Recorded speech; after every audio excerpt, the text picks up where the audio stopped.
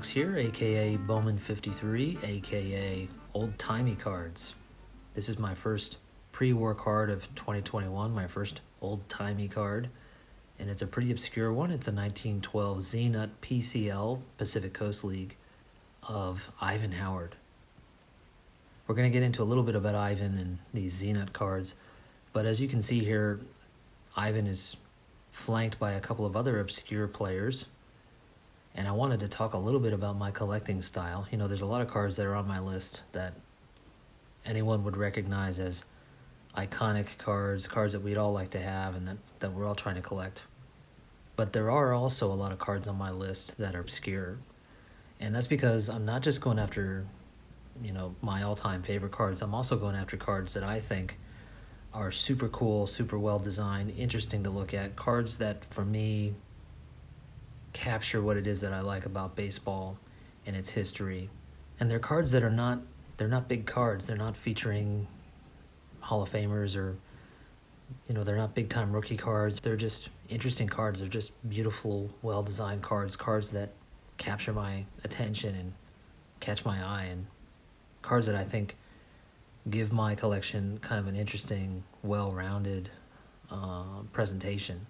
And for me, it's a lot of fun to kind of look for these cards and figure out which ones stand out to me and add those to the collection as well. So taking a closer look at this card, first of all, this card is much larger than the average SGC holder. I love this card. I love that he's, taking a knee. He's in his on-deck circle pose. And these Zeenut cards have a really cool sepia tone look to them. You can see a lot about the equipment, the bat itself, his high socks, his cleats, and just the guy himself. This is the early 1900s. Guys that are playing baseball are doing this to try to make a living. They were coming right out of the coal mines and other sort of manual labor. These guys were big, and they were serious about the game, and the game of baseball was a much more physical, violent game in the early 1900s than what we're used to today, which to me always feels like the Disney World version of baseball because it's gotten so tame. But anyway, I love this card. I really love the fact that the text of the card is handwritten and they fit it right between his leg and the bat. It's just a really pleasing overall design. So what about Ivan Howard? Well, first of all, a lot of these Pacific Coast Leaguers never made it to the big leagues, but Ivan Howard was one of the few that did. He actually got recruited by the St. Louis Browns, I think in 1913, from the Los Angeles Angels of the Pacific Coast League. He played 4 seasons in Major League Baseball, first with the St. Louis Browns and then with the Cleveland Indians. In 1917, he only played in 27 games before his career ended. His career average was .233, 2 home runs, and 86 RBI, so he had his day in the sun, but it didn't last. He later managed the Oakland Oaks, who had a minor league team in the Pacific Coast League from 1923 to 29, and he actually took over the job from his older brother, Del Howard. Del Howard played in the majors from 1905 to 1909, and in that time he won 2 championships with those Chicago Cubs. So, nice brother combination of the Howards that show up here and there in the pre-war era of baseball card collecting.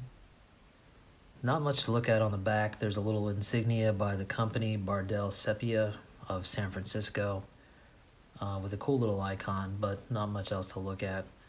While we're talking about these Zeenut cards, I'm going to post a link to a channel called Stars of the Diamond, which has a fantastic series on these cards, including a must-watch video where he acquired an old album from the 1900s where clearly it was owned by a kid who was obsessed with baseball, and it's filled with all kinds of Zeenut cards as well as articles from the game, including Ty Cobb, Babe Ruth, you name it, it's in there, even the 1919 World Series, and it's just this amazing piece of history, and you can sense the enthusiasm of that kid. There's even a photograph of the kid that collected the cards in the photo album. I highly recommend you watch this video. It's so much about what makes collecting fun.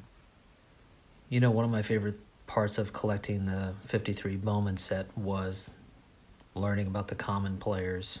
The common cards are so easy to overlook because they're not as sexy as the big time cards, right? But I loved collecting the common cards because First of all, some of them were absolutely beautiful, but also because I learned a little bit more about 50s baseball as I learned about those players. And I guess this is a way for me to kind of keep that spirit alive. And especially right now, and you all know what I'm talking about, I think it's important to try to remember what this hobby is really about. And finding obscure cards like this and finding the beauty in them is one small way of doing that. So thanks for checking out the video, guys. Hope you enjoyed it. Take care. Talk to y'all soon.